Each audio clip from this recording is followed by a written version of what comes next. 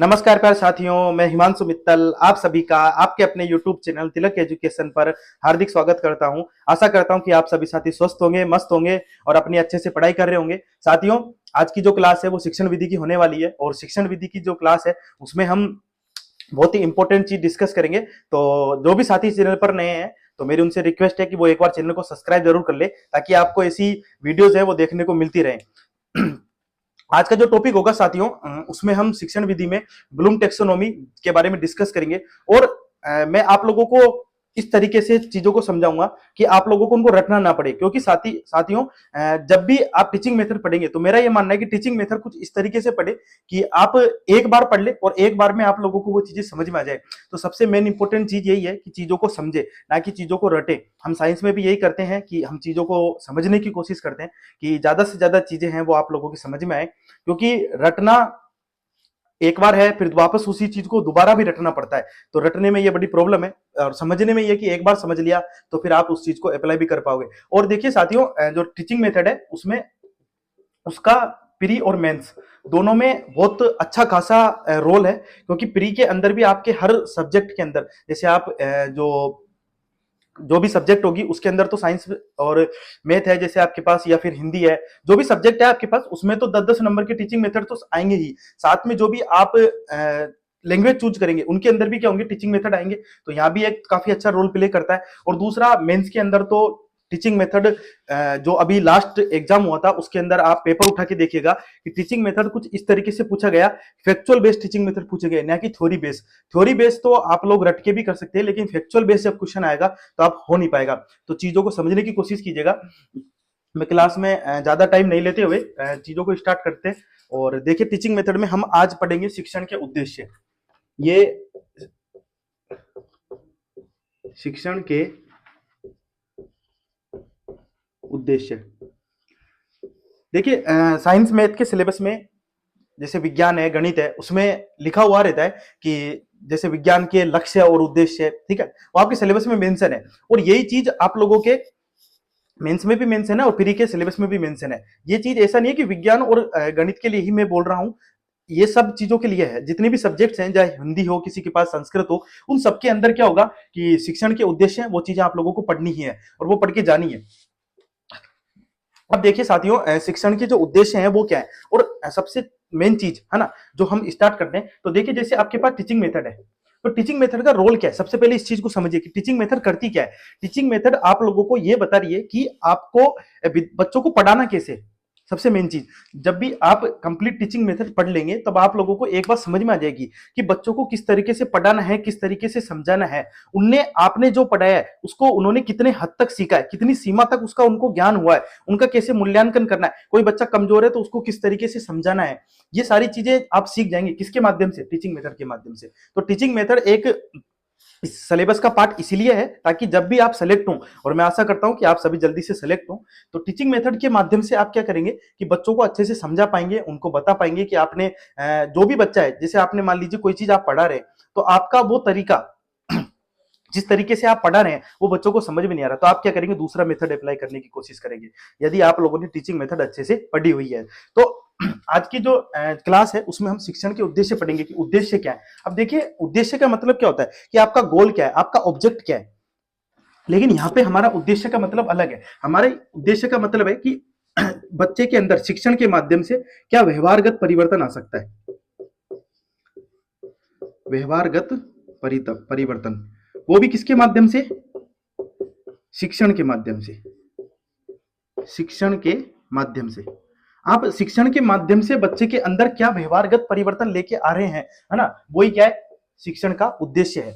तो हमें बच्चों के अंदर क्या करना है, व्यवहारगत परिवर्तन लेके आना है, यही हमारा क्या है, शिक्षण का उद्देश्य है।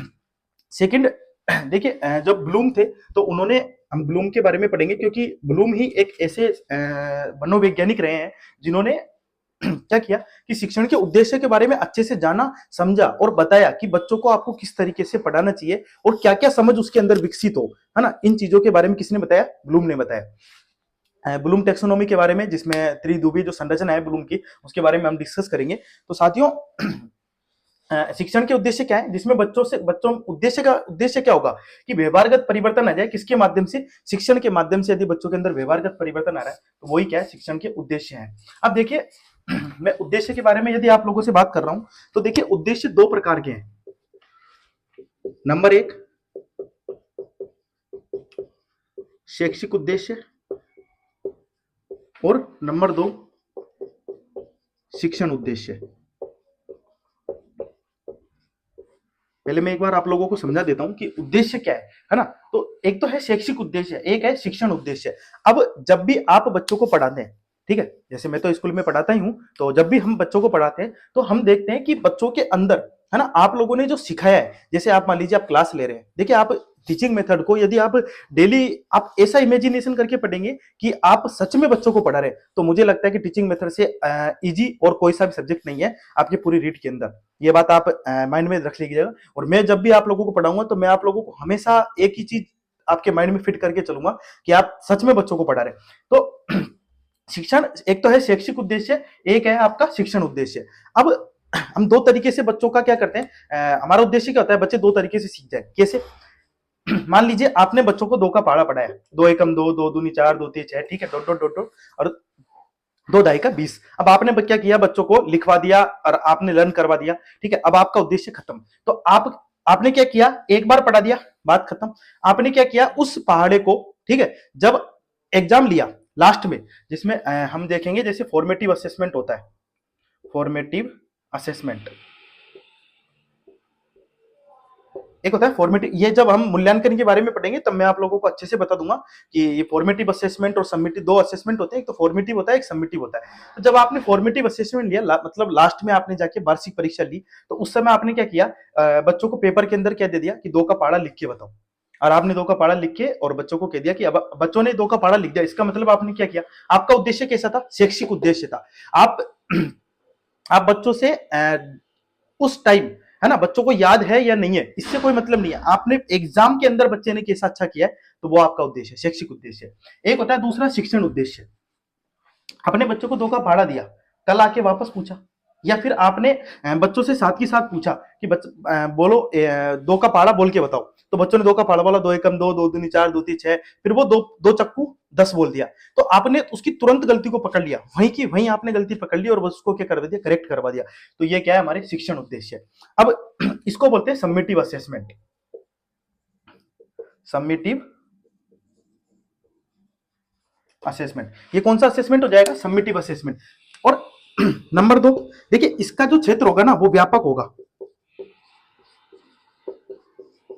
व्यापक क्षेत्र कैसे होगा, आप लास्ट में जाके, ठीक है ना, बड़े स्तर पर क्या कहते हैं, जो उस उद्देश्य को क्या करने जानना चाह रहे हैं, इसका संकीर्ण होगा। आपने एक छोटी सी क्लास के अंदर, ठीक है, इसका कैसा क्षेत्र होगा, संकीर्ण क्षेत्र होगा। इसका डायरेक्टली कनेक्शन होगा किससे, शैक्षिक उद्देश्य का डायरेक्टली कनेक्शन होगा क्लास से, ठीक है ना। कक्ष इसका सॉरी इसका कक्षा से संबंधित नहीं होगा, ठीक है, क्योंकि इसमें कक्षा से संबंधित नहीं है ना, कक्षा से संबंध सीधा संबंध नहीं है, हम ऐसे बोल सकते हैं कक्षा से सीधा संबंध नहीं है, ठीक है। इसका कक्षा से सीधा संबंध है, कक्षा से सीधा संबंधित है। ये क्या है, कक्षा से सीधा संबंधित है। दूसरा, ये वाला जो शिक्षण उद्देश्य है, ये मनोवैज्ञानिक है ना। इसमें आप क्या कर रहे हैं, बच्चों का पूरा एकदम सिस्टमेटिकली मनोवैज्ञानिक तरीके से क्या कर रहे हैं, आपका इवोल्यूशन कर रहे हैं, उसका असेसमेंट कर रहे हैं, आकलन कर रहे हैं। तो ये क्या है, मनोवैज्ञानिक तरीके से और ये सिद्धांतिक तरीके से। तो शैक्षिक जो उद्देश्य है वो क्या है, हमारे जो शैक्षिक उद्देश्य है वो कैसे है, फॉर्मेटिव असेसमेंट है। कैसे, फॉर्मेटिव असेसमेंट। और कक्षा से उनका क्या है, सीधा संबंध नहीं है, इनका कक्षा से सीधा संबंध है, इनका क्षेत्र व्यापक होता है, इनका क्षेत्र संकीर्ण होता है। तो ये चीज आप बिल्कुल अच्छे से ध्यान रखिएगा कि एक तो होता है शैक्षिक उद्देश्य, एक होता है शिक्षक उद्देश्य। तो ये दो प्रकार के उद्देश्य होते हैं। इसके बाद मुझे लगता है कि आप लोगों को ये चीज अच्छे से समझ आ गई होगी। इसके बाद उद्देश्य के बाद हम आगे बढ़ते हैं।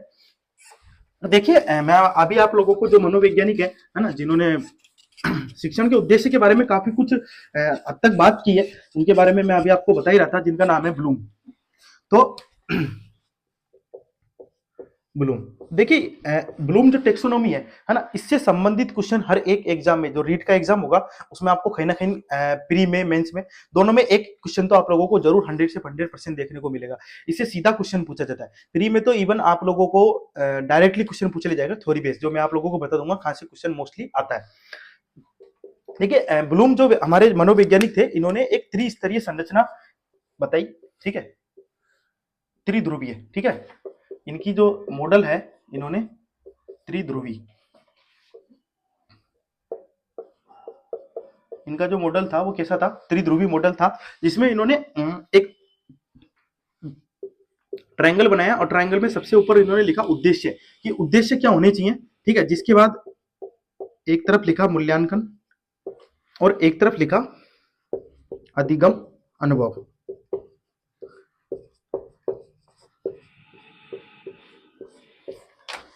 ठीक है। अब उद्देश्य, सबसे मेन चीज तो इन्होंने यही बताई है कि आप जब भी बच्चों को पढ़ा रहे हैं तो आपका उद्देश्य क्या होना चाहिए।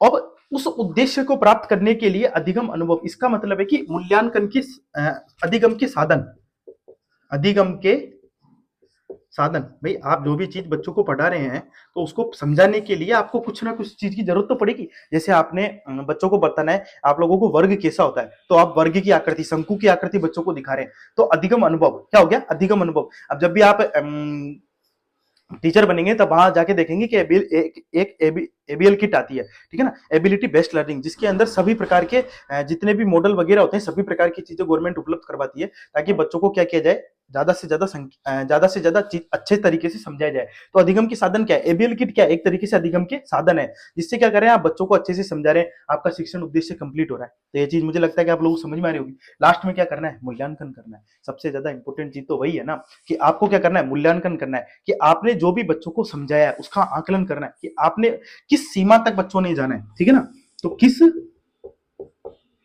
सीमा तक ज्ञान हुआ है, किस सीमा तक बच्चों के अंदर ज्ञान हुआ है, इसका आकलन, आप इसका मूल्यांकन करना बहुत ज्यादा क्या है, जरूरी है। तो एक उद्देश्य को पूरा करने के लिए आपको अधिगम साधन की जरूरत पड़ेगी, और अधिगम को साधन की जरूरत पड़ने के साथ साथ आपको उसकी क्या, किसकी जरूरत पड़ेगी, मूल्यांकन की भी जरूरत पड़ेगी।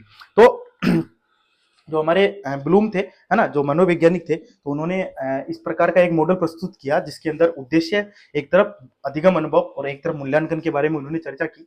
तो अब इन चीज को आप, मुझे लगता है कि अच्छे से समझ गए होंगे। अब इसके बाद हम आगे बढ़ते हैं। ठीक है, टीचिंग मेथड में ज्यादा कुछ है नहीं। यदि आप नॉर्मल भी समझते हुए चलेंगे तो मुझे लगता है कि आप बहुत अच्छे से समझ जाएंगे। बाकी आपको ज्यादा टेंशन लेने की जरूरत नहीं है। जब भी आप लोगों को लगे कि कोई भी चीज मुझे समझ में नहीं आई, तो आप मुझे कमेंट कर सकते हैं, वो चीज हम अच्छे से देख लेंगे। अब देखिए इन्होंने जो उद्देश्य है ना, इनको 3 भागों में बांटा, उद्देश्यों को 3 भागों में बांटा ब्लूम ने। अब वो कौन कौन से भाग थे, एक तो था ज्ञानात्मक, जिसको आप संज्ञानात्मक भी बोल सकते हैं, संज्ञानात्मक। नंबर 2 इन्होंने बांटा भावात्मक, और नंबर 3 क्रियात्मक। ठीक है। अब जो संज्ञानात्मक था, इसके बारे में हम किसने बताया, ब्लूम ने बताया, और ये बताया इन्होंने 1954 में। भावात्मक के बारे में एक कर्थवाल थे, इन्होंने 1964 में इसके बारे में बताया, और सिम्पसन ने, ये आपसे पूछा नहीं जाएगा कि क्रियात्मक के बारे में किसने बताया, ये आप बेसिक वो है ना। तो 1969 में इन्होंने इसके बारे में बताया। सबसे पहले ब्लूम ही थे जिन्होंने उद्देश्यों को 3 भागों में बांटा, और उसमें ज्ञानात्मक, भावात्मक और क्रियात्मक के बारे में बताया। ज्यादातर इसके जो प्रकार हैं इनके बारे में कर्थवाल जी ने बता दिए बाद में, और क्रियात्मक के बारे में जो सिम्पसन है उन्होंने बताया, वो आप लोगों को ज्यादा जानने की जरूरत भी नहीं है। तो सबसे मेन चीज है ना, ज्ञानात्मक को 6 भागों में आगे उन्हीं उद्देश्यों को 6 भागों में बांटा गया। वो चीज आप लोगों को बहुत अच्छे से ध्यान रखने की जरूरत है। तो एक बार के लिए मैं इसको साफ कर देता हूं, ताकि वो चीज आप लोगों को अच्छे से समझ में आ जाए। तो मैं इसको वापस से एक बार लिख देता हूं कि ज्ञानात्मक, ये हो गया भावात्मक, और ये हो गया क्रियात्मक। देखिए यहां से ही जो क्वेश्चन आएगा ना, वो आपके क्वेश्चन यहीं से आएगा। तो नंबर 1 ज्ञानात्मक में इन्होंने बताया ज्ञान के बारे में। नंबर 2 इन्होंने बताया अवबोध, ठीक है, ज्ञान यानी नॉलेज हो गया, अवबोध यानी अंडरस्टैंडिंग हो गया। नंबर 3 इन्होंने बताया कि एप्लीकेशन, है ना, अनुप्रयोग, उस चीज का अनुप्रयोग। जिसके बाद इन्होंने बताया विश्लेषण के बारे में। जिसके बाद इन्होंने बताया संश्लेषण। और फिर छठे नंबर पे इन्होंने बताया मूल्यांकन। भावात्मक में देखिए नंबर 1, है ना, तो ये चीज आप लोगों को ध्यान रखनी है, ये ऑर्डर बिल्कुल ऐसे कैसे ध्यान देना चाहिए, और अभी आप लोगों को याद भी हो जाएगा अच्छे से, है ना। भावात्मक के बारे में देखिए, भावात्मक में सबसे पहले बताया गया अवबोध,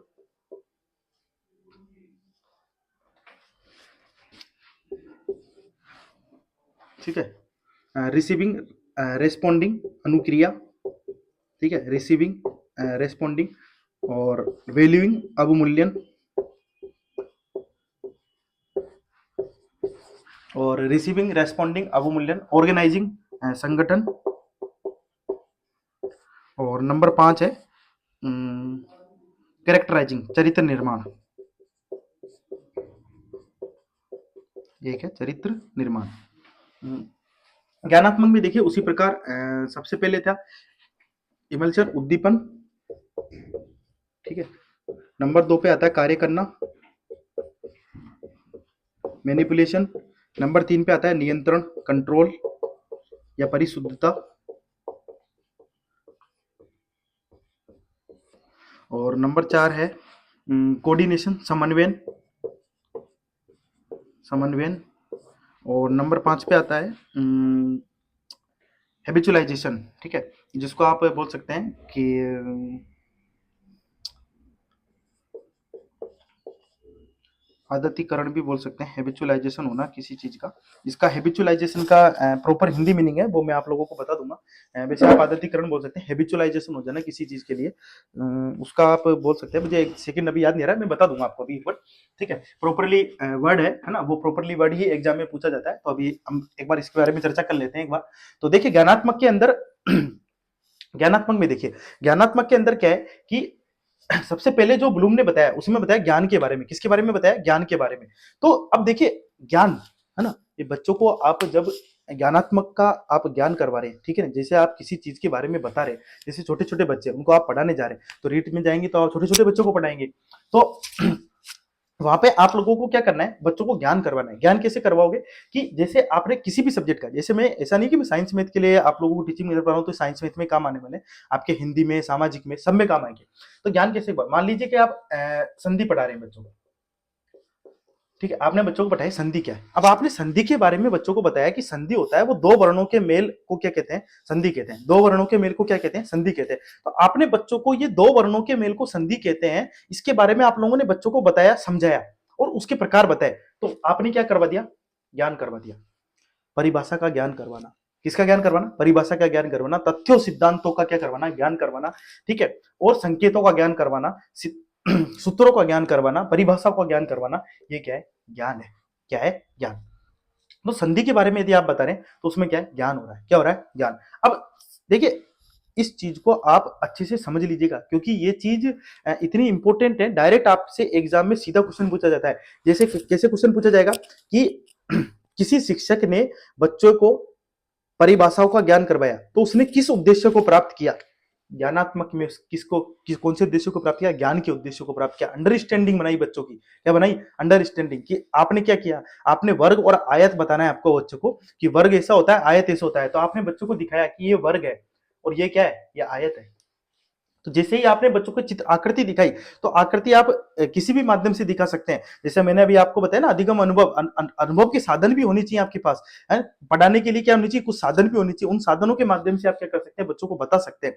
तो आपने एक बता दिया कि ये वर्ग है और ये क्या बता दिया, आयत है। तो आप उनको चीजों को दिखा रहे हैं, वो बच्चे इस चीज को जान पा रहे हैं कि ये वर्ग होता है, ये आयत होता है। आकृतियों का निर्माण, आकृतियों की पहचान यदि बच्चों को समझ में आ रही है तो उन्होंने किस उद्देश्य को प्राप्त कर लिया, ज्ञान के उद्देश्य को प्राप्त कर लिया। इसको पॉइंट टू पॉइंट आप समझते जाएंगे तो आपको बिल्कुल अच्छे से ये चीजें समझ में आ जाएगी। अब बोध, अंडरस्टैंडिंग, ठीक है। अंडरस्टैंडिंग, सॉरी, नॉलेज तो हो गया, अंडरस्टैंडिंग। अबोध क्या है? अंडरस्टैंडिंग है। अंडरस्टैंडिंग में क्या है कि आपने बच्चों को संधि बता दी, संधि के प्रकार बता दिए, संधि की परिभाषा बता दी, ठीक है। अब आपने बच्चों को कहा कि आप स्वागत स्वागत की संधि करनी है, और स्वागत की संधि में आपने लगा दिया सु प्लस आगत। क्या लगा दिया? सु प्लस आगत। अब आप बच्चों को जब सु प्लस आगत आपने किया और बच्चे ने बता दिया कि इसके अंदर दीर्घ संधि है, गुण संधि है, इसका मतलब उसको क्या हो गया? अवबोध हो गया। क्या हो गया? अवबोध हो गया। सूत्रों का, नियमों का विश्लेषण होना, गुण संधि है या दीर्घ संधि है, इसके बारे में डिफरेंस पता चलना, अंतर पता चलना कि इसके अंदर गुण संधि होगी या इसके अंदर यण संधि होगी, जैसी भी संधि होगी उसके बारे में अंतर पता चल रहा है, ठीक है ना। उदाहरण देकर आपने जैसे बोल दिया कि दीर्घ संधि का मुझे उदाहरण दीजिए, तो उदाहरण देकर आपको बता रहा है कि जैसे दीर्घ संधि का उदाहरण दे दिया, और दीर्घ संधि का उदाहरण देकर आपको क्या बता रहा है कि बच्चा बता रहा है कि दीर्घ संधि है, इसके अंदर क्या है? दीर्घ संधि है। उदाहरण देकर आपको बता रहा है, तो आपने क्या करवा दिया? बच्चों को अवबोध करवा दिया, उसकी अंडरस्टैंडिंग हो गई इस चीज के अंदर कि अब वो उस चीज को अच्छे से बता सकता है, ठीक है। अवबोध करवा दिया। अनुमान लगा रहा है, अनुमान भी लगाना, मान लीजिए कि किसी बच्चे को कोई सवाल नहीं आ रहा है तो उसने अनुमान लगा लिया। कैसे कि मान लीजिए आपने कोई भी संधि दी बच्चों को, है ना, तो उसने अनुमान लगा के बता रहा है कि वो किस इसके अंदर कौन सी संधि हो सकती है। जैसे होता है ना, हम ऑप्शन इलिमिनेट करते हैं, ठीक है। तो ऑप्शन इलिमिनेशन के माध्यम से जैसे हम टिक लगाते हैं, वैसे बच्चा क्या कर रहा है? अनुमान लगाकर बता रहा है। तो ये चीज ध्यान रखिएगा, एक तो ज्ञान हो रहा है, ठीक है, एक अवबोध हो रहा है। तो अवबोध के अंदर मुझे लगता है कि आप लोगों को ये अच्छे से बात समझ में आ गई होगी कि अवबोध किस प्रकार होता है। एक एग्जांपल के माध्यम से और मैं बता देता हूं, जैसे साइंस में इससे आपको रिलेटेड, ठीक है। अब आपने क्या किया कि बच्चों को वर्ग और आयत के बारे में बता दिया। अब आप बच्चे से जब बता दिया कि बच्चा ये वर्ग है, ये क्या है? आयत है। अब इसके क्षेत्रफल के बारे में बता रहे हो, ठीक है। उदाहरण देकर ये बच्चा बता रहा है कि ये वर्ग है और ये आयत है, उसका क्षेत्रफल बता रहा है, ठीक है। आपको समझा रहा है कि ये वर्ग है, आयत है, इसका क्षेत्रफल ऐसे होगा, परिमाप के बारे में बता रहा है। तो ये चीज क्या है? उसको अवबोध हो गया। अनुप्रयोग, अनुप्रयोग कैसे होता है कि किसी भी चीज का, ठीक है, अपने दैनिक जीवन में उपयोग करना। जैसे आपने बच्चे को दो का पाड़ा समझा दिया कि दो एकम दो, दो दूनी चार, वो किसी दुकान पे गए, आपने बच्चे को कैलकुलेशन समझा दी, लाभ हानि समझा दी मान लीजिए, और उस बच्चे का क्या कर रहा है? वो जब मार्केट गया तो उसने क्या किया कि 100 रुपए की चीज खरीदी, और 100 रुपए की चीज खरीद के दुकानदार ने उस 100 रुपए की चीज खरीदी, उसने 200 का नोट दिया, तो उसको वापस 100 रुपए मिल रहे हैं। कितने मिल रहे हैं? 100 रुपए। तो उसको समझ में आ रहा है कि जब मैंने 100 उसको दे दिए तो मुझे 100 वापस मिल गए। तो जब आपने बच्चों को क्या सिखाया? माइनस सिखाया, ठीक है। आपने बाकी जब बच्चों को सिखाई तो उसका अनुप्रयोग उसने कहाँ किया? अपने दैनिक जीवन में किया। कहाँ पे किया? दैनिक जीवन में। तो जब बच्चा इस चीज को समझ रहा है, इस चीज का उसको क्या हो रहा है? अनुप्रयोग कर रहा है, तो वो क्या है? हमारा उद्देश्य है। क्या है? ज्ञानात्मक उद्देश्य हमारा। और जो ज्ञानात्मक उद्देश्य होते हैं ये माइंड से रिलेटेड होते हैं। इन चीजों को भी ध्यान रखिएगा कि ये जो उद्देश्य है वो माइंड से रिलेटेड है, ये उद्देश्य है वो हार्ट से रिलेटेड है, ठीक है। और ये उद्देश्य है वो किससे रिलेटेड है? हैंड से। इस चीज को भी आप ध्यान रखिएगा। ये सारा जो पूरा है ना प्रयोग है, ये किससे रिलेटेड है? माइंड से। सब कुछ माइंड से चलाना है। कुछ भी ऐसा चीज नहीं है जिसको आप माइंड से चला नहीं सकते। इसके अंदर क्या है? हार्ट से रिलेटेड है। जैसे आपने अवबोध किया है ना, तो अवबोध क्या होता है? रिसीविंग, है ना। आपने जिस चीज को जिस जैसे होता है ना कि इसके बारे में थोड़ा सा मैं बाद में बात करूंगा, वरना इधर से हम भटक जाएंगे। तो एक बार के लिए इधर देखिए, अनुप्रयोग, मुझे लगता है कि आपको ये अनुप्रयोग समझ में आ गया। दैनिक जीवन में क्या कर रहा है बच्चा? उस चीज का उपयोग कर रहा है। अब आपने कोई चीज बच्चों को बताई, वो बच्चा कुछ नई तरीके से, ठीक है, जो भी चीज आपने बताई उसी के माध्यम से कुछ नई तरीके से उसको सवाल को करने की कोशिश कर रहा है। मान लीजिए आपने बच्चों को बताया कि किसी कोई वस्तु है, उसका परिमाप कैसे होता है कि आप उस परिमाप कैसे निकाल रहे हो? आप उसकी चारों तरफ की लंबाई जोड़ के, ठीक है, चारों तरफ की लंबाई जोड़ के। अब बच्चा कुछ अलग तरीके से कुछ अलग नया तरीका कुछ खोजने की कोशिश कर रहा है, तो वो किसके अंदर आएगा? अवबोध के अंदर आएगा। अपने आपने बच्चे को कोई सवाल दिया और बच्चे ने वो सवाल कर भी लिया, उसका उत्तर आ भी गया, फिर आपने बोला कि उस उत्तर की जांच करो, ठीक है। तो यदि वो अपने उत्तर की जांच कर रहा है तो भी क्या हो रहा है? उसको अवबोध हो रहा है। क्या हो रहा है? अवबोध हो रहा है। तो इस चीज का ध्यान रखिएगा। सॉरी, उत्तर की यदि जांच कर रहा है तो उत्तर की जांच कर रहा है तो अनुप्रयोग, ठीक है ना। यदि वो अपनी त्रुटि का पता लगा रहा है तो क्या हो रहा है? अनुप्रयोग कर रहा है। अपनी त्रुटि का पता लगा रहा है तो क्या कर रहा है? अनुप्रयोग कर रहा है। तो इन चीजों का ध्यान रखिएगा। इसके बाद हम आते हैं विश्लेषण की ओर। विश्लेषण का मतलब होता है एनालिसिस। क्या होता है? एनालिसिस होता है। विश्लेषण के अंदर जब भी बच्चे को आपने किसी भी चीज में, जैसे आपने वर्ग और आयत है, क्या है? वर्ग है, एक तरफ आयत है। अब आपने बच्चे को वर्ग और आयत के बारे में बोला कि इनका वर्गीकरण करके लेके आइए। वर्गीकरण मतलब इनमें दोनों में क्या कीजिए? क्लासिफिकेशन कीजिए इनका। तो बच्चा लिख के लेके आ रहा है कि वर्ग का क्षेत्रफल ये है, वर्ग की चारों भुजा बराबर होती है, आयत के आमने सामने की भुजा बराबर होती है। इन दोनों के अंदर डिफरेंस कर पा रहा है, किसी चीज के अंदर डिफरेंस कर पाना और उनका वर्गीकरण कर पाना अच्छे से, वही क्या है, विश्लेषण है। क्या है, विश्लेषण। तो इस चीज का ध्यान रखिएगा, विश्लेषण क्या है। एक होता है संश्लेषण। संश्लेषण का मतलब ही होता है निर्माण करना। जैसे प्रकाश संश्लेषण है ना, जैसे उसके अंदर क्या होता है कि आप क्या कर रहे हैं, कार्बन डाइऑक्साइड और H2O से किसका निर्माण कर रहे हैं, ग्लूकोज का निर्माण कर रहे हैं। उसी प्रकार संश्लेषण क्या है, संश्लेषण निर्माण। तो इसमें निर्माण किसका करेगा, आपने कोई भी बच्चे को जो भी आपने थ्योरी बताई है और उस थ्योरी को मिला के, और बच्चे ने कोई थ्योरी दूसरी जगह से पढ़ी, उन दोनों थ्योरियों को मिला के बच्चा कुछ नवीन आविष्कार कर रहा है, नवीन चीजें बनाने की कोशिश कर रहा है, वो क्या है, संश्लेषण है। जिस प्रकार मैंने बच्चों को बताया कि गुरुत्वाकर्षण में क्या होता है कि हर चीज पृथ्वी के नीचे गुरुत्वाकर्षण बल है और हर चीज वो नीचे गिरने की कोशिश कर रही है। अब बच्चा सोच रहा है कि हर चीज नीचे गिर रही है, क्यों ना कोई चीज को ऊपर भेज दी जाए। तो उसने रॉकेट का निर्माण के लिए सोचा कि मैं रॉकेट इस तरीके से बनाऊंगा कि हर वो चीज क्या है, ऊपर भी चली जाए, गुरुत्वाकर्षण को पार भी करना है। तो गुरुत्वाकर्षण को पार करने के लिए वो सोच रहा है, तो वो नई नई चीजों का यदि वो अपनी अपनी तरफ से नई चीजें इंक्लूड कर रहा है, तो वो क्या, संश्लेषण है। और लास्ट में क्या है, मूल्यांकन है। मूल्यांकन करना बहुत ज्यादा जरूरी है, क्योंकि आप जब भी बच्चों को पढ़ा रहे हैं तो आप लोगों को मूल्यांकन करना पड़ेगा कि आपने जो बच्चों को सिखाया है वो बच्चे ने किस सीमा तक, किस हद तक उस चीज को जाना है, किस उस और किस हद तक उस चीज को वो बच्चा समझ पाया है। इस चीज का आपको क्या करना पड़ेगा, मूल्यांकन करना पड़ेगा। तो मूल्यांकन बहुत ज्यादा जरूरी है, और मूल्यांकन का एक पूरा टॉपिक भी है जिसके अंदर हम बहुत अच्छे से मूल्यांकन को जानेंगे कि मूल्यांकन किस प्रकार से करना है। वैसे तो मूल्यांकन का इतना बड़ा रोल नहीं है जितना बड़ा असेसमेंट का है, आकलन का है। आकलन ज्यादा जरूरी है मूल्यांकन से, क्योंकि आज जब बच्चों को पढ़ा रहे हैं तो बच्चों का साथ के साथ आकलन होना चाहिए। ठीक है, तो ये चीज थोड़ा ध्यान रखिएगा। इसके बाद हम भावात्मक की ओर बढ़ते हैं साथियों। तो भावात्मक का जो संबंध है वो किससे है, हर्ट से, रिसीविंग। आपने जैसे एक प्रोसेस होता है कि पढ़ाने का क्या होता है, एक प्रोसेस होता है कि लिसनिंग, स्पीकिंग, रीडिंग और राइटिंग।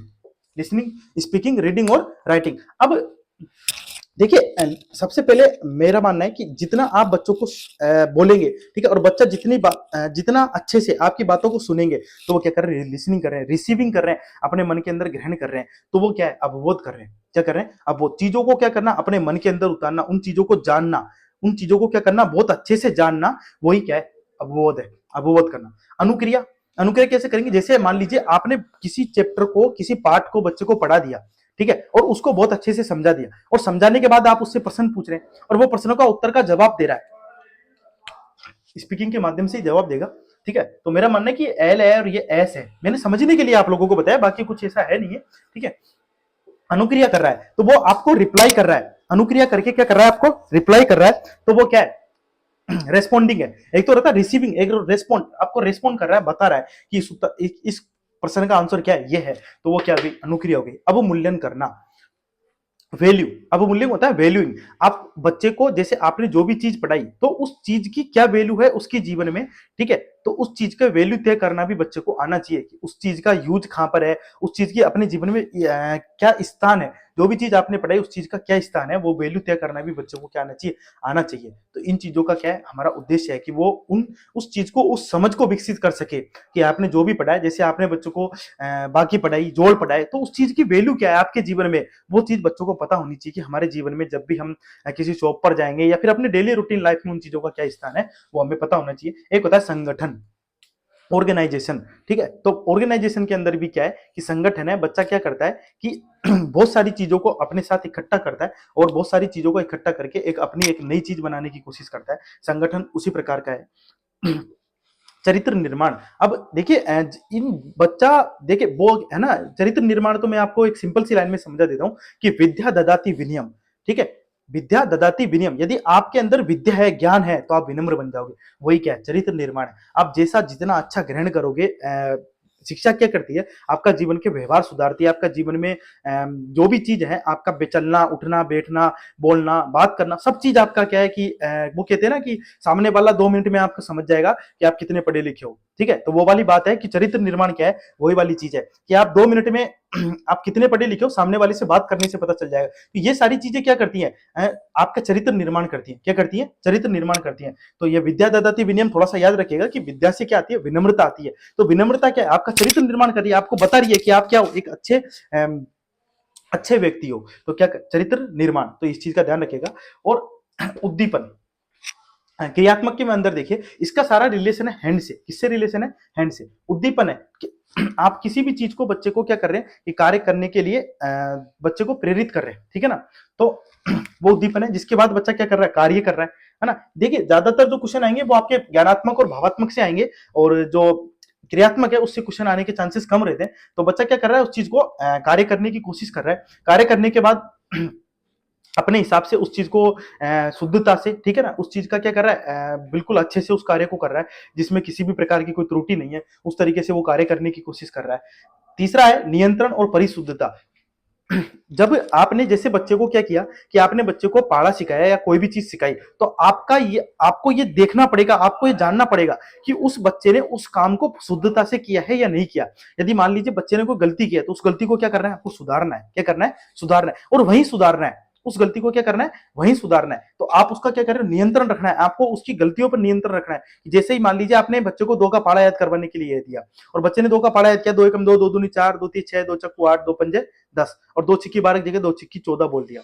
तो आप क्या कर रहे हो, साथ के साथ उसका पकड़ लिया कि नहीं, 2 छिक्की 12 होते हैं, 2 छिक्की 12 होते हैं। तो वो चीज क्या है, आप वहीं की वहीं समझ गए। तो इस चीज का थोड़ा ध्यान रखिएगा, नियंत्रण और परिशुद्धता।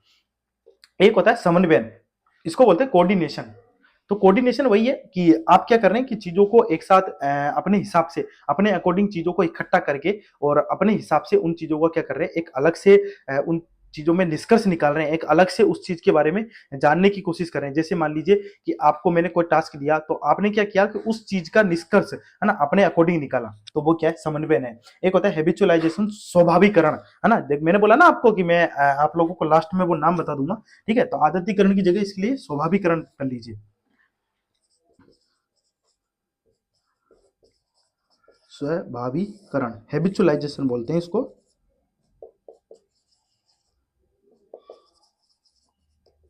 हैबिचुअलाइजेशन, स्वाभाविकरण। तो स्वाभाविकरण क्या है, उसकी वो चीज आदत बन जाएगी। जैसे आपने बच्चे को बोला कि आपको अच्छे से पढ़ना है, तो उसका पढ़ने की एक आदत बन गई, नई नई किताबें पढ़ने की उसकी आदत बन गई, ठीक है। तो ये चीजें क्या है, उसकी आदत बनना, क्या करना, आदत बनना। तो वही क्या है, हैबिचुअलाइजेशन है, स्वाभाविकरण है। तो इस चीज का थोड़ा ध्यान रखिएगा। तो ब्लूम के जो वर्गीकरण है, उसमें उद्देश्यों का जो वर्गीकरण था, उसमें ज्ञानात्मक, भावात्मक और क्रियात्मक को आज हमने अच्छे से जाना, अच्छे से उस चीज को समझा है। तो मुझे लगता है कि ये चीज आप लोगों को अच्छे से समझ ही आ गई होगी। मेरा जितना अच्छा प्रयास हो सकता था वो मैंने प्रयास आप लोगों के साथ करने की कोशिश की है, ताकि आप चीज उसको अच्छे से समझ जाए। बाकी मैं यदि आप लोगों को ज्ञान ज्ञान में कौन कौन से पॉइंट आते हैं, जैसे परिभाषा याद करना, परिभाषा बताना, ये सारे पॉइंट यदि मैं आप लोगों को लिखवाऊं, है ना, तो मुझे लगता है कि वो चीज एक निरर्थक प्रयास है। क्यों? क्योंकि आप लोगों को इनको समझना है, ना कि इस चीज को रटना है। यदि आप इस चीज को रट गए, ठीक है, मैं लिखवा भी देता आप लोगों को, लेकिन यदि इस चीज को आपने रट लिया, तो फिर मुझे लगता है कि आप एग्जाम में क्वेश्चन इतना अच्छे से नहीं कर पाओगे। तो इस चीज को समझने की कोशिश कीजिएगा दोस्तों, बिल्कुल अच्छे से इस चीज को समझने की कोशिश कीजिए। और इसके बाद हम आगे बढ़ते हैं।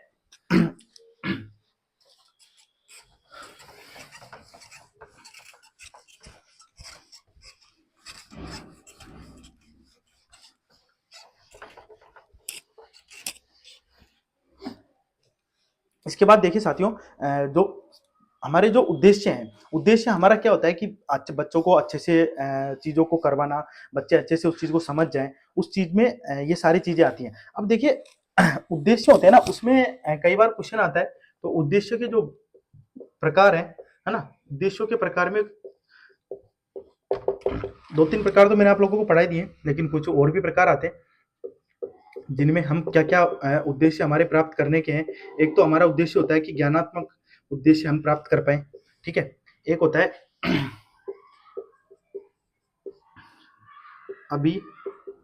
अभिरुचियात्मक उद्देश्य, कि हमारा जो उद्देश्य है कि अभिरुचियात्मक उद्देश्य भी हम प्राप्त कर पाए।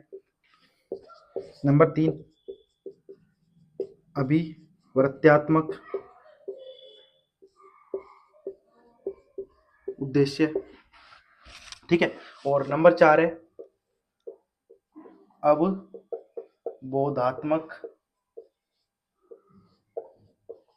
उद्देश्य। नंबर 5, कौशलात्मक उद्देश्य।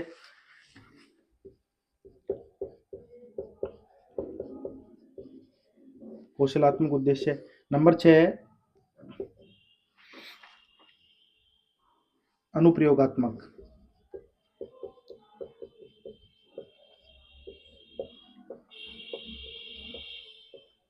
ज्ञानात्मक उद्देश्य। अब देखिए जब मैंने आप लोगों को अभी ज्ञानात्मक के बारे में पढ़ाया तो ज्ञानात्मक के प्रकार में हम देखिए ज्ञान के उद्देश्य के बारे में पढ़ के आ चुके हैं। तो ज्ञान का उद्देश्य आप लोगों का कंप्लीट हो गया।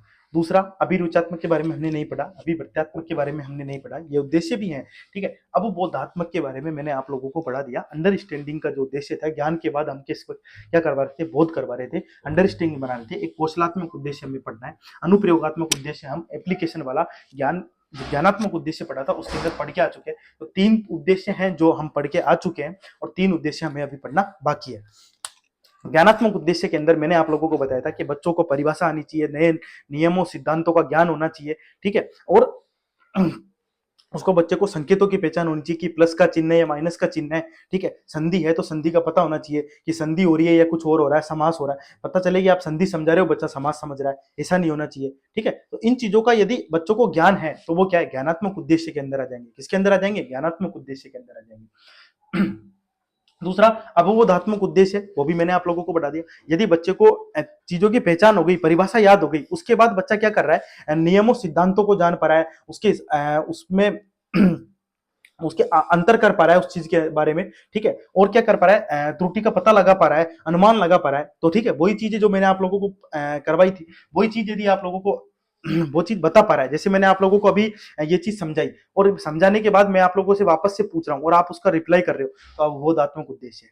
क्या है, अवबोधात्मक। आप उस चीज का क्या कर रहे हो, उस चीज को बता पा रहे हो, मुझे समझा पा रहे हो, तो वो क्या है, अवबोधात्मक उद्देश्य है। अनुप्रयोगात्मक मैंने बता दिया, दैनिक जीवन में यदि आप लोगों की जो भी चीज है वो काम आ रही है और वो दैनिक जीवन में आप उस चीज का प्रयोग कर रहे हो, ठीक है। अपनी आप क्या कर रहे हो कि कोई भी चीज आपने की उसका त्रुटि का पता लगा पा रहे हो, तो वो क्या है, जांच कर पा रहे हो, है ना, उस चीज के बारे में जांच कर पा रहे हो, तो वो क्या अनुप्रयोगात्मक उद्देश्य है। क्या है, अनुप्रयोगात्मक। इन चीज के बारे में हम चर्चा करके आ चुके हैं। अब अब आता है अभिरुचात्मक उद्देश्य। अभिरुचात्मक उद्देश्य के अंदर देखिए क्या क्या आएगा कि आपने क्या किया, बच्चे के अंदर ऐसी रुचि डेवलप की कि बच्चे को क्या कर रहा है, किताब पढ़ने में मन लग रहा है, आपने जो भी होमवर्क दिया उसको होमवर्क को करने में मन लग रहा है, तो अभिरुचात्मक उद्देश्य है ना। और टीचर और स्टूडेंट के बीच क्या हो रहा है, एक अच्छा कोऑर्डिनेशन बैठ रहा है ना। बच्चा क्या कर रहा है, टीचर के साथ अच्छे संबंध रख रहा है, टीचर भी बच्चों के साथ अच्छा संबंध रख रहा है। दोनों, जब टीचर बच्चों को पढ़ा रहा है तो बच्चे क्या कर रहे हैं, टीचर की बात को अच्छे से सुन रहे हैं और टीचर भी उस चीज को अच्छे से बता पा रहा है, उनका पूरा ध्यान उस पर आकर्षित है, ठीक है। तो ये चीज यदि हो रही है तो वो क्या है, अभिरुचात्मक उद्देश्य है। क्या है, अभिरुचात्मक उद्देश्य है। दूसरा, जैसे आपने किसी भी बच्चे को कोई सवाल दिया, मान लीजिए आपने किसी बच्चे को सवाल दिया और वो सवाल क्या कर रहा है, उस समस्या को हल करने का पूरा पूरा प्रयास कर रहा है। एक बार में आप समस्या सोल्व नहीं हो रही तो उसको वापस से सोल्व करने की कोशिश कर रहा है, और वापस से भी सोल्व नहीं रहे तो उसको फिर वापस से सोल्व करने की कोशिश कर रहा है। उसकी रुचि है ना, क्योंकि उसकी रुचि है तभी तो उसको वापस से सोल्व कर रहा है, वरना रुचि ना होगी तो वो उसको क्या करेगा, बंद करके कि मुझे तो सवाल हो ही नहीं रहा। जैसे हम भी करते हैं कई बार कि जैसे मान लीजिए कोई सवाल है वो हमसे हो नहीं रहा है, तो हम क्या करते हैं, बस ठीक है, उस एक बार के लिए बंद किया, बात खत्म। तो यदि वो चीज है तो वो चीज क्या है, अभिरुचात्मक, अभिरुचि होनी चाहिए। तो ये चीज हमारे अंदर भी डेवलप होनी चाहिए कि यदि ये चीज हमारे अंदर डेवलप हो गई तो हम क्या, अभिरुचात्मक उद्देश्य कंप्लीट कर लिया, है ना। बच्चा क्या कर रहा है, आपने जब भी जैसे क्लास में पढ़ा रहे हो तो बच्चा क्या कर रहा है, बीच बीच में नए नए क्वेश्चन पूछने की कोशिश कर रहा है ना, नई नई चीजें जानने की कोशिश कर रहा है। तो ये क्या है, बच्चे की रुचि है। आप एक बार क्लास का माहौल बना के और जब भी टीचिंग मेथड पढ़े तो क्लास में ऐसा लगना चाहिए कि आप खुद टीचर हैं और टीचर होकर आप क्या कर रहे हैं, बच्चों को पढ़ा रहे हैं और उस चीज को समझने की कोशिश करेंगे, तो आप, मुझे लगता है कि टीचिंग मेथड को बिल्कुल अच्छे से जान पाएंगे। और जब भी आप पढ़े तो समझ जाएं कि हम बिल्कुल क्लास में बच्चों को बैठ के इसी तरीके से पढ़ाना है और उनको यही उद्देश्य कंप्लीट करवाना है। तो वो क्या हो गया, अभिरुचात्मक उद्देश्य हो गया। एक आता है अभिवर्त्यात्मक उद्देश्य। देखिए ज्ञानात्मक है ना, नॉलेज, नॉलेज ऑब्जेक्ट है। अभिरुचात्मक इंटरेस्टेड है, अभिवर्त्यात्मक एटीट्यूड स्टेट, ठीक है। अभिवर्त्यात्मक का इंग्लिश में मीनिंग समझेंगे तो ही आप लोगों को इसका मतलब समझ में आएगा। और मुझे लगता है कि जो भी चीज हमें हिंदी में समझ में ना आए उसे इंग्लिश में जान लो। ये हमारा क्या है, एक ऑप्शन है कि हम जो भी चीज समझ नहीं पा रहे हैं उसको इंग्लिश में समझने की कोशिश करें, क्योंकि टीचिंग मेथड और साइकोलॉजी बहुत सारी ऐसी चीजें हैं जो आप इंग्लिश में बहुत अच्छे से और बहुत बेहतर तरीके से समझ पाएंगे, क्योंकि इंग्लिश के वर्ड और हिंदी के वर्ड में हम डिफरेंस नहीं कर पाते हैं कि अभिवर्त्यात्मक क्या होता है। अब अभिवर्त्यात्मक मुझे भी समझ में नहीं आता, इसलिए मैंने एटीट्यूड वाले से इसे मुझे क्या कर रखा है, याद कर रखा है। बाकी ऐसा नहीं है कि इंग्लिश से हम समझ नहीं सकते। अवबोधात्मक है, अंडरस्टैंडिंग है, कौशलात्मक है, स्किल्ड है, ठीक है। स्किल्ड जो हम ऑब्जेक्ट है वो हो गया, अभी प्रयोगात्मक एप्लीकेशन उद्देश्य हो गया। तो इंग्लिश में यदि आप थोड़ा थोड़ा इन चीजों को ध्यान रखेंगे तो मुझे लगता है कि टीचिंग मेथड आप लोगों के लिए बहुत अच्छे से और बहुत आसान हो जाएगी। तो अभिवृत्त्यात्मक के बारे में हम चर्चा कर रहे थे। तो अभिवृत्त्यात्मक क्या होता है? एटीट्यूड होता है। अब एटीट्यूड, आप वो जो एटीट्यूड समझ रहे हो ना, अकड़ के चलना एकदम बिल्कुल, वो वाला एटीट्यूड नहीं है। एटीट्यूड है कि आपका नजरिया कैसा है। एटीट्यूड का मतलब ही यही है, नजरिया। एटीट्यूड का मतलब ही क्या है? आपका नजरिया, आपका नजरिया कितना अच्छा है। तो नजरिए के माध्यम से क्या करते हैं? अभिवृत्त्यात्मक का मतलब है एटीट्यूड, और एटीट्यूड का मतलब क्या है? नजरिया। अब नजरिया कैसे? आपका वैज्ञानिक दृष्टिकोण होना चाहिए। जैसे कोई भी चीज आप लोगों ने पढ़ी या कोई भी चीज टीचर ने आप लोगों को जो भी चीज पढ़ाई, तो आपका वैज्ञानिक दृष्टिकोण होना चाहिए। वैज्ञानिक दृष्टिकोण कैसे होगा? आपका उस चीज के बारे में, नई चीज सोचने के बारे में आपका ध्यान होना चाहिए, ना कि जो टीचर ने बता दिया है ना, जो भी टीचर ने वो लाइन बोल दी, यानी सिर्फ उसी को लाइन को रट लिया। उस लाइन में क्या चीज रहस्य छुपा हुआ है उसके बारे में जानने की इच्छा, वैज्ञानिक दृष्टिकोण होना चाहिए। जो भी चीज आप लोगों ने, टीचर ने जो भी चीज आप लोगों को बताई, जैसे मान लीजिए कि आपने बच्चों को बोला कि आपको क्या 2 का पहाड़ा लिख के लाना है, 3 का पहाड़ा, 2 से लेके और 20 तक के पहाड़े लिख के लेके आए। तो उनको व्यवस्थित तरीके से लिखना भी क्या है? एक अभिवृत्त्यात्मक उद्देश्य है। उन चीज को व्यवस्थित तरीके से करना, किसी भी चीज को जो भी आप क्लास में होमवर्क दे रहे हो बच्चों को, वो बिल्कुल व्यवस्थित तरीके से कर रहा है, तो उसका नजरिया कैसा है? एटीट्यूड है, अच्छा नजरिया है। तीसरा, जैसे जो एटीट्यूड होगा ना, तो उसका नजरिया इतना अच्छा होगा कि बच्चा, आपने मान लीजिए कि किसी बच्चे को कोई सवाल दिया और वो उससे सवाल नहीं हुआ, ठीक है, तो कई बार क्या होता है ना कि हम जब होपलेस हो जाते हैं, बिल्कुल हमारा कॉन्फिडेंस एकदम डाउन हो जाता है, तो हमारा नजरिया ऐसा होना चाहिए कि नहीं, ये मुझसे सवाल नहीं हुआ तो मैं इसको क्यों नहीं, है ना, वापस से करूंगा, एक बार नहीं, 2 बार करूंगा, 2 बार नहीं, 3 बार करूंगा। तो हमारा असफलताओं से हमें विचलित नहीं होना है। और आपके भी जीवन में जब आप रीट की तैयारी करेंगे, अभी तो आपका प्री है, लेकिन जब तक आप मेंस का सफर तय करेंगे, जब आप जैसे जैसे मेंस की ओर आगे बढ़ेंगे, तो आप लोगों को बीच बीच में हर जगह पर ये लगेगा कि यार मेरा सिलेक्शन होगा नहीं होगा, मेरा कैसे होगा, मेरे से तो आगे ये इतना अच्छा पढ़ रहा है, या फिर ये और भी अच्छा पढ़ रहा है। तो ये चीजें आप लोगों के अंदर, मन के अंदर क्या करती है? आपका कॉन्फिडेंस जब भी आपका गिरने लगता है, तो ये चीज आपके क्या करती है कि पढ़ाई को कम कर देती है। और जब भी आपकी पढ़ाई कम होगी, वहीं आपका सिलेक्शन क्या होगा? कम होने लग जाएगा। तो कॉन्फिडेंस हमेशा अप रखना है कि होगा या नहीं होगा, ये बात की बात है, लेकिन मेरा काम है कि मैं अपनी 100% मेहनत करूंगा। तो यदि वो चीज है, वो एटीट्यूड यदि आपके अंदर है, तो फिर आप क्या कर सकते हैं? किसी भी मुकाम को हासिल कर सकते हैं। तो वो एटीट्यूड यही नहीं, आपको वो एटीट्यूड बच्चों के अंदर ही नहीं है, आपके खुद के अंदर भी अभी इस समय क्या करना है? वो एटीट्यूड रखना है, तब जाके क्या होगा? सिलेक्शन होगा। तो इस चीज का ध्यान रखना है, ठीक है। और कोई भी जो भी कार्य करे, है ना, इसके अंदर ही आता है ना, लेकिन मैं बोल रहा हूं आप लोगों को कि जो भी कार्य करे उसमें कॉन्फिडेंस रखिए। जिस जो भी आप चीजों को पढ़ रहे हैं उसमें कॉन्फिडेंस रखिए कि जो मैंने ये पढ़ लिया वो एकदम सफिशियंट है, उसके अलावा मुझे कुछ नहीं पढ़ना। तो कार्य करने में भी कॉन्फिडेंस यदि है, तो वो क्या है? अभिवृत्त्यात्मक उद्देश्य है। और ये चीजें यदि आप ये चीजें यही नहीं, ये चीजें आप लोगों को भी क्या करना है? अपने अंदर और अपनी तैयारी के अंदर इन चीजों को शामिल करना है कि कोई भी चीज जो आप कर रहे हैं उसके अंदर कॉन्फिडेंस रखिए, और जो भी पढ़ लिया उसको सफिशियंट रखिए। एक ही बुक अपने पास रखिए और उसी बुक को बार बार, एक बार की जगह, है ना, उसी बुक को 10 बार पढ़ने की कोशिश कीजिए। कॉन्फिडेंस तभी आएगा। एक बुक को यदि आप 10 बार पढ़ेंगे, तो मैं आपसे गारंटी कह रहा हूं, उस आपका जो कॉन्फिडेंस लेवल होगा वो बहुत अच्छा होगा। तो उस चीज को करने की कोशिश कीजिए। बाकी मुझे लगता है कि आप लोगों को ये क्लास बहुत अच्छी लगी होगी और सारी चीजें बिल्कुल अच्छे से समझ भी आई होगी। कोई भी चीज यदि आप लोगों को लगता है कि समझ में नहीं आई, तो आप बिल्कुल कमेंट कीजिए। मैं वापस से आप लोगों को समझाने की कोशिश करूंगा। और आशा करता हूं कि आज की क्लास आप लोगों को बहुत अच्छी लगी होगी। और नेक्स्ट क्लास में यदि आप लोग बोलेंगे कि हमें टीचिंग मेथड इसी तरीके से और इतने ही अच्छे से समझ के पढ़ने, तो हम टीचिंग मेथड भी एक साइड कंटिन्यू रख सकते हैं। और अभी मैंने आप लोगों को बताया था कि मेरे जो एग्जाम है, वो सॉरी, मेरा जो स्कूल है वो अभी एकदम ऑफ है और छुट्टियां चल रही हैं, तो मैं अभी फ्री ही हूँ। और आप लोगों के लिए ज़्यादा से ज़्यादा क्लास अपलोड करने की कोशिश करूंगा कि आप लोग इन चीज़ों को समझ जाएं। और साइंस का जो सिलेबस है लगभग कंप्लीट करवाने की मैं पूरी कोशिश करूंगा।